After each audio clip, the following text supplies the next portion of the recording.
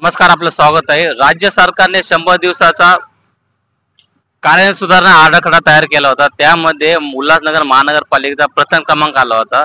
तर हा 100 दिवसाचा जो आराखडा शासनाने नमूद केला होता, त्या आराखड्यामध्ये जर महानगरपालिकेचा पहिला नंबर येऊ शकतो, तर रस्त्यावरती पडलेले खड्डे झाले, हा इथं आपण पाहू शकतो किती मोठा खड्डा आहे, रोडवरती किती खड्डे पडलेले, हे बुजवताना एक एक दोन दोन वर्ष काय लागत आहे, हा मोठा प्रश्न पडला आहे। या ठिकाणी काही इथले रहिवासी आहेत, आपण त्यांच्याशी संवाद साधूया। तर काय सांगताल सर?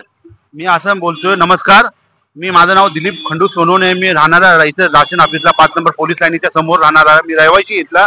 इथं खूप जुना पूल आहे, पहिल्यापासून 20-25 वर्षापासून हा पूल आहे, हा बनवला नाही, वरच्यावर नावाला काम करताय, चुकपट्टी का लावायचं काम करताय। मी यांना बोललो, हे का करताय तुम्ही, व्यवस्थित पूल बनवा, लोक उद्या जीवा हानी होऊन जाईल, लोकांना त्रास होईल, हे चांगलं बनवा, पूल चांगला बनवा, त्याच्यानंतर मटेरियल चांगलं टाका, चांगलं योग्य बनवा, हे उद्या चलून जीव हानी नको व्हायला लोकांना। मी हे लोकांना सांगतोय, याच्या डोक्यातही बसत नाही, त्याच्याबद्दल उद्या सांगा, आमच्या सेटला सांगा, आमच्या यांना सांगा, त्यांना सांगा, मी कुणाला सांगत बसू, यांना 4 दिवसापासून मी चक्रा मारतोय, हे पूल चांगला बनवलं नाही, वरच्यावर चुकपट्टी लावायचं काम करताय। त्यासाठी तुम्ही लेखी तक्रार अर्ज काय केलेला आहे? लेखी तक्रार अर्ज केलेला आहे, मी सांगितलंय खाली तिथल्या मुकादमला, ते बोलले मला भेटा, मी त्यांना भेटतो, पण ते बोलतात करू करू करता, असे बोलतात, करत नाही। हा 3-4 दिवस झाले, हा पूलचं काम चालू आहे, पण काय होत नाहीये, चुकपट्टी लावायचं काम करताय खाली। मी बघतोय, स्वतः बघतो डोळ्यांनी, रोज उठून सकाळी मॉर्निंग वॉकला जातो तर हेच बघतो, मी रोज बघतो, पण ते कोण दुर्लक्ष करतात। कोणी आमचं इथं नाला, इथं घाण वास येतो खूप, आमचे पोरं आजारी पडतात। 2 मिनिटं।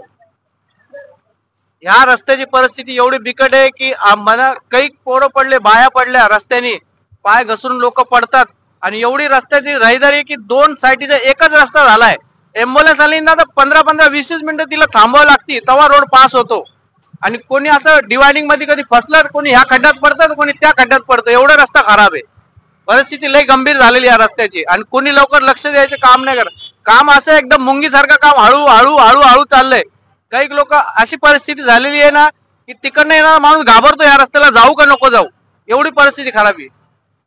नमस्कार, मी हनुमान कांबळे, मी उल्हासनगर 5 हिल्लांच्या पाठीमागे इकडचा रहिवासी आहे।